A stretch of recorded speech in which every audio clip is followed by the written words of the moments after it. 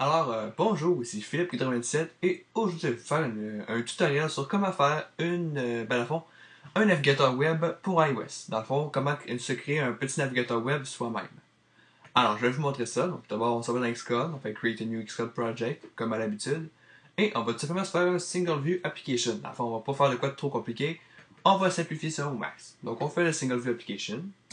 On nomme l'application comme on veut, donc ma web view par exemple. On fait Next. OK. Et voilà. Donc, une fois que c'est fait, on s'en va dans le viewcontroller.xib. On change ce background là. Là, ça n'a pas de bon sens. Là. Non, c'est pas vrai. C'est genre juste la couleur par défaut. Là. Ben, je préfère quand même mettre du blanc. Et là, ce qu'on va ajouter, c'est un élément assez spécial qui s'appelle WebView. OK? C'est vraiment facile à utiliser. Donc, on va simplement un WebView comme ça en plein milieu. Et on monte ça un petit peu. Là, on va ajouter dans le bas une barre. OK? Une toolbox, ça s'appelle. Et on va ajouter des boutons. Bon, donc tout d'abord, on va juste descendre la WebView. Et il y a de quoi de spécial aussi d'aller sur la règle. Assurez-vous que toutes les flèches, toutes les choses sont toutes en rouge. Ok, si elles sont pas en rouge, cliquez dessus. Ça va faire en sorte que maintenant qu'on l'ouvre sur un iPad, ben ça va l'étirer et ça va être bien correct. Même chose pour la navbar, il faut absolument qu'elle reste dans le bas comme ça.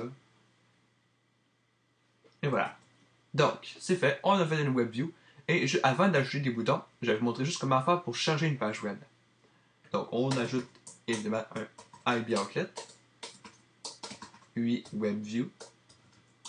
OK. Donc WebView. Bon. Jusque-là, c'est simple. Ah, mais non, ça arrête un peu. Juste marquer My WebView parce que ça va faire moins d'interférences après ça. Donc, view deadline. On fait site My WebView, load request. Donc, dans le fond, il faut charger une requête. Donc, on crée une requête URL avec une URL.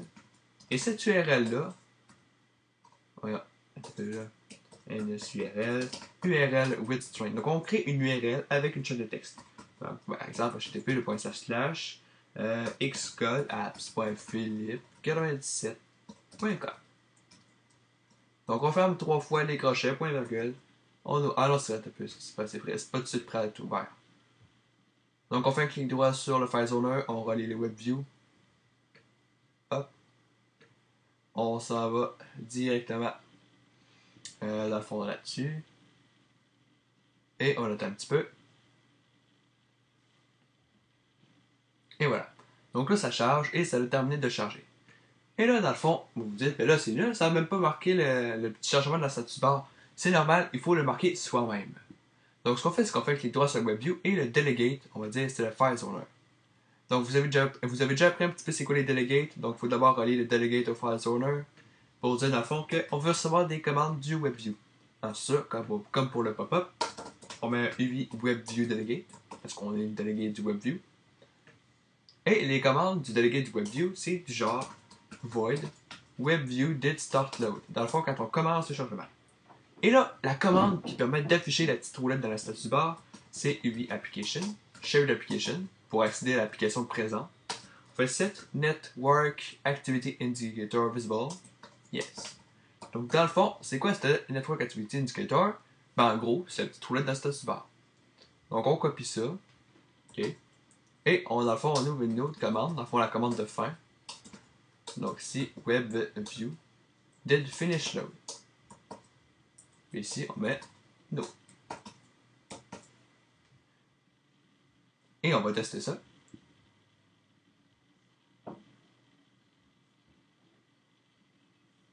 Et voilà, la petite roulette de chargement est apparue. Donc là, juste pour les prochains tests, je vais marquer Google à la place. Juste pour faire, dans le fond, un meilleur test. Et là, on va ajouter des boutons. OK? On va ajouter des boutons dans cette barre-là. Donc on commence par un bouton ici. On en ajoute un autre là. On va faire, dans le fond, retour et en avant. Donc là, juste changer l'apparence du bouton. Pour mettre dans le fond, bon, le rewind. Bon, c'est sûr que le bouton n'est pas super beau pour ça, mais c'est pas grave. Donc, non, pas rewind, forward. Donc, dans le fond, ce qu'on va faire, c'est que la WebView, elle a des actions. On peut les exécuter. Donc, go back puis go forward.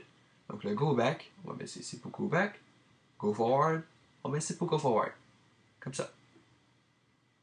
Ça va être un reload puis stop loading. Ça va nous permettre de faire de quoi un peu plus tard.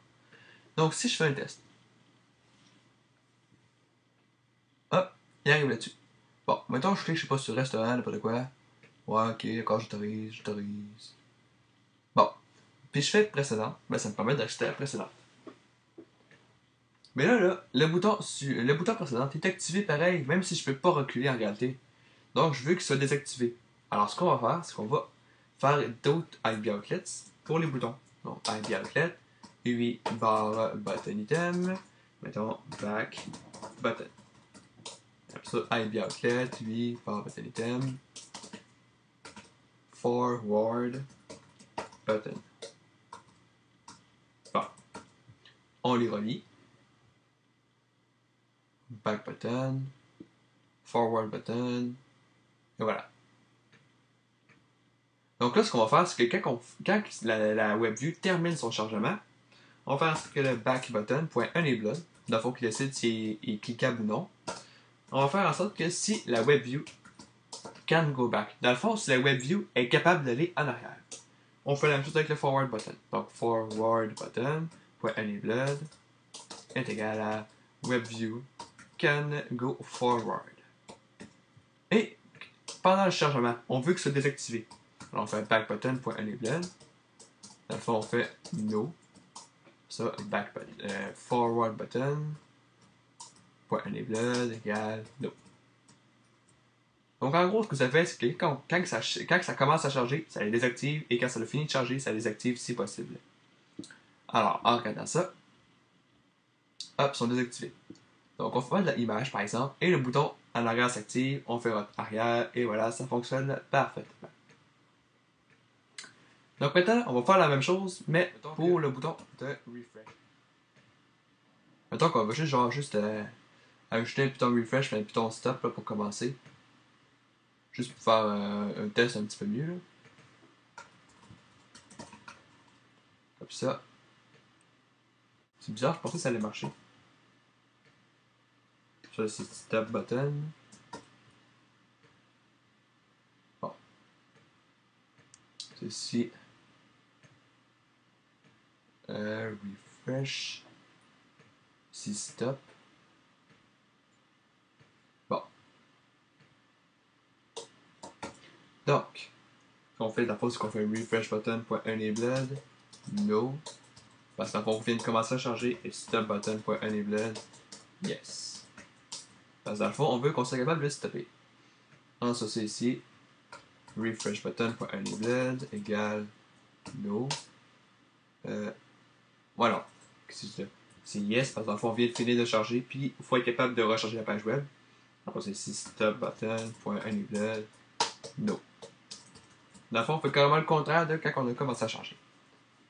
Et là, maintenant, les actions qui sont appelées ne sont pas vraiment appelées aux mêmes places. Donc, ce qu'il faut faire en gros, il faut faire en sorte que quand on clique sur le piton, dans le fond, la WebView, elle est à refresh. Donc, le reload, on va aller au reload. Le stop loading, on va aller au stop. Bon. Jusque-là, ça va très bien.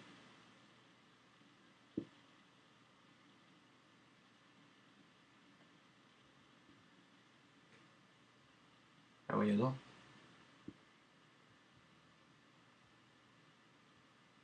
Ah! Il faut relier les boutons. Donc, refresh, puis le stop button, on les relie. Et après ça, il fonctionne tout seul. Ensuite, je recharge. Le bouton stop s'active dans le fond. Mais c'est parce que c'est très rapide Google, donc pourtant que je ferais n'importe quoi. Rechercher. Le stop est apparu. Refresh, stop. Puis là, mettons que je fais stop. Le bouton, ça reste encore là, c'est encore activé. Fait que c'est pas super, mettons. Parce qu'en réalité, ce qui se passe, c'est que quand on stop, il y a une erreur qui est appelée. Donc, dans le fond, on va aller dans le tilt fail with error et on fait lslog. Mettons, error. 2 points. %A.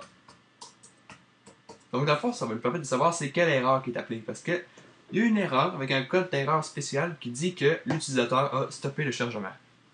C'est assez spécial pour comment ça marche. Fait que dans le fond, il faut être assez rapide si on veut.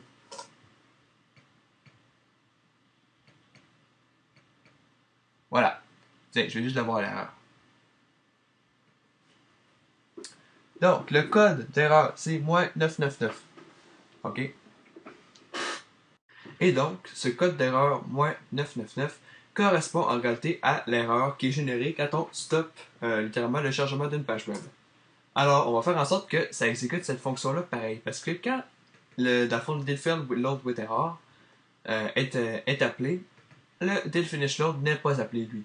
Parce que dans le fond, en réalité, la page web a théoriquement pas terminé son chargement. C'est pour ça que c'est pas appelé. Alors là, on va faire en sorte que ça s'appelle pareil. Donc on fait si error.code, parce que dans le fond, l'erreur a, l'erreur dans le fond a un argument code, propriété code plutôt, et qui nous permet de savoir dans le fond c'est quelle erreur. Donc on fait lsurl error cancelled. Dans le fond, quand on cancelle le chargement, donc quand on fait un stop loading, ceci est appelé. Alors on va faire self webview did finish load. Donc on passe simplement webview. Dans le fond, ça va faire en sorte que cette commande-là va être appelée quand même. Et ça devrait donc régler le problème.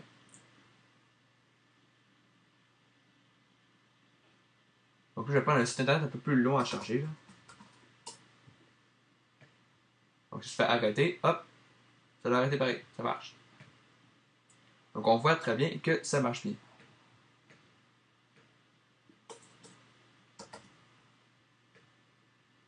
Et là, dans le fond, vous voyez, ok d'accord, c'est tout petit là. Je veux pas que c'est tout petit de même. Ben là, vous allez dans le fond dans votre viewcontroller.xib, vous sélectionnez votre web view. Et dans ici, scaling, vous faites scale pages to fit. Ce que ça va faire, dans le fond, c'est que ça va prendre des grandes pages web qui sont conçues pour les ordinateurs, puis ça va faire comme dans Safari, et ça va dans le fond, les retracer. Comme c'est ici, hop, et voilà. Bon. Dans le fond, ça ne peut pas les retracer à l'infini parce que quand les pages sont pas hautes, c'est ça que ça fait. Mais dans le fond, on peut quand même zoomer dessus et tout. Donc si je prends un plus grand site encore. Oh, ah. Tiens. Donc par exemple, si je clique là-dessus, c'est un super gros site, fait que là, c'est pas vraiment, ça va être plus long à charger. Ouais.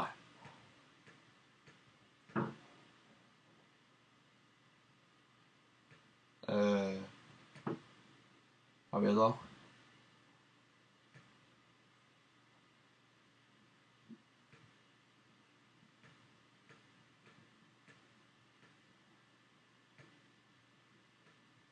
Bon, t'es cool. Si dans le fond j'avais un autre site internet genre un peu plus grand, là, si dans le fond on serait capable de zoomer puis ça le positionnerait correctement. Donc comme ça on peut voir des bacs puis tout, donc ça marche super bien. Alors c'est pas mal ça dans le fond pour le tutoriel sur comment se créer une application. Dans le fond sur son propre petit navigateur web et merci de m'avoir écouté.